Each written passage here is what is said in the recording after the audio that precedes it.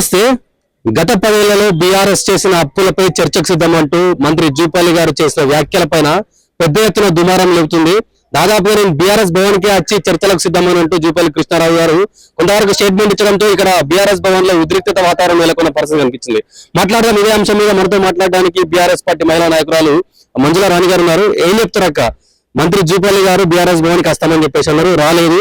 గన్పర్తి దగ్గర కాంగ్రెస్ నాయకులు అందరూ ఆడ నిల్చొని ఎక్కడ బీఆర్ఎస్ నాయకులు అని చెప్పేసి బీఆర్ఎస్ పార్టీ పైన సవాల్ విసురుతున్నారు.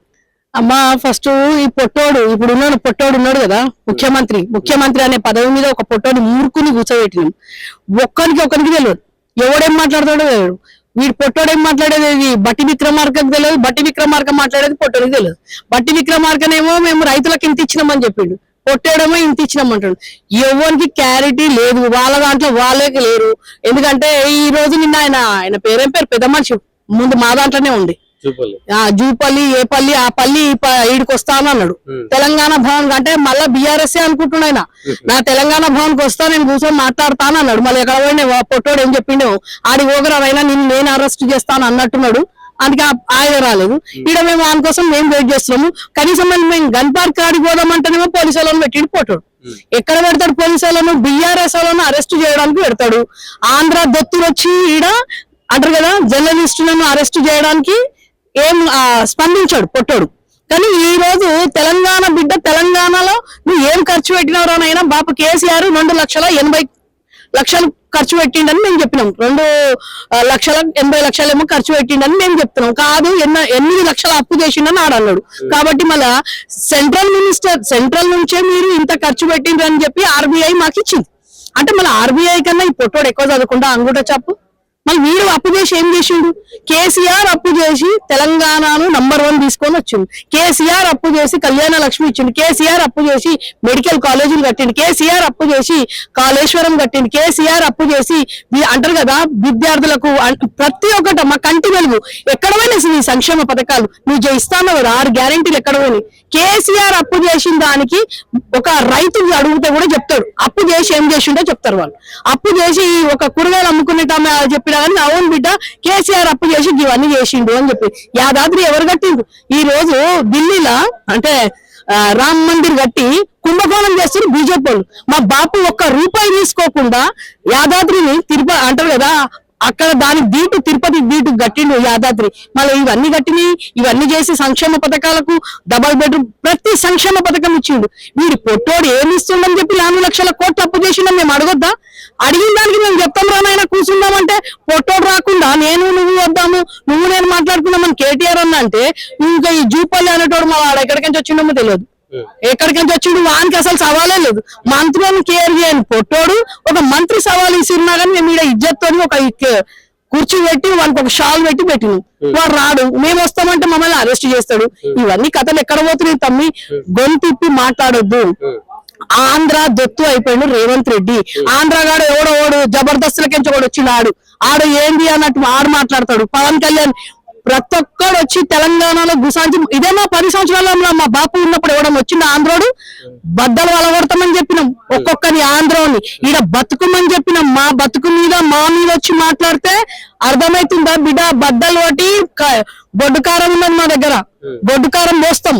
మంచి మర్యాద ఇట్లా ప్రతి ఒక్కరిని అంటలే నేను ఆంధ్ర వాళ్ళను.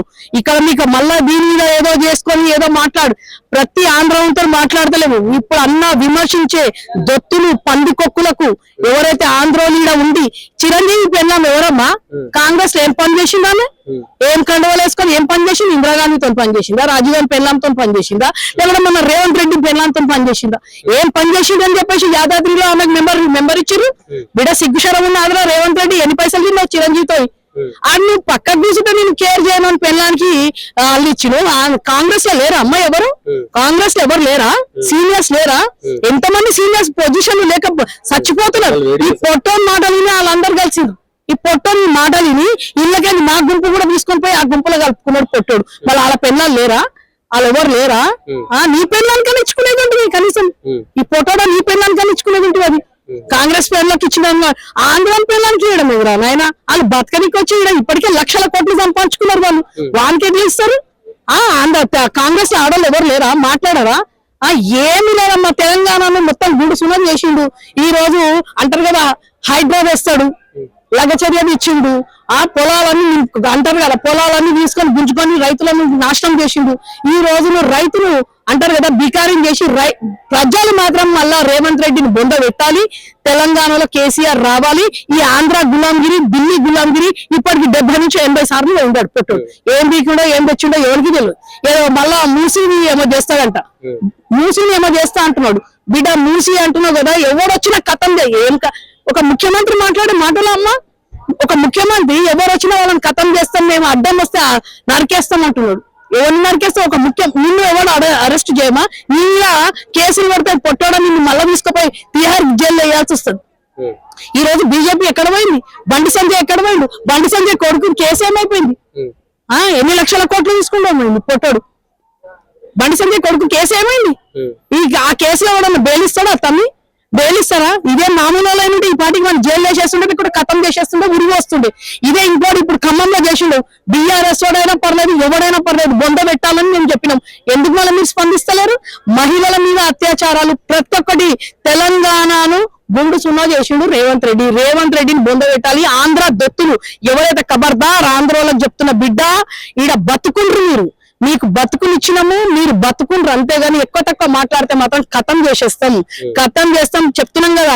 ఏడి కాడికి బద్దలు వాళ్ళబట్టి ఉప్పు కారం వేసి మళ్ళీ పండ పెడతాం. ఏంటంటే ఎక్కువ మాట్లాడదు. అరే మహేందర్ నువ్వు ఎక్కడున్నావు పొట్టోడ, నువ్వు ఈ పొట్టోని బట్టి మళ్ళీ మీ పొట్టోడు సపోర్టా? మళ్ళీ వాళ్ళని ఎందుకు అరెస్ట్ చేస్తలేరు? పవన్ కళ్యాణ్ ఎందుకు అరెస్ట్ చేస్తలేరు?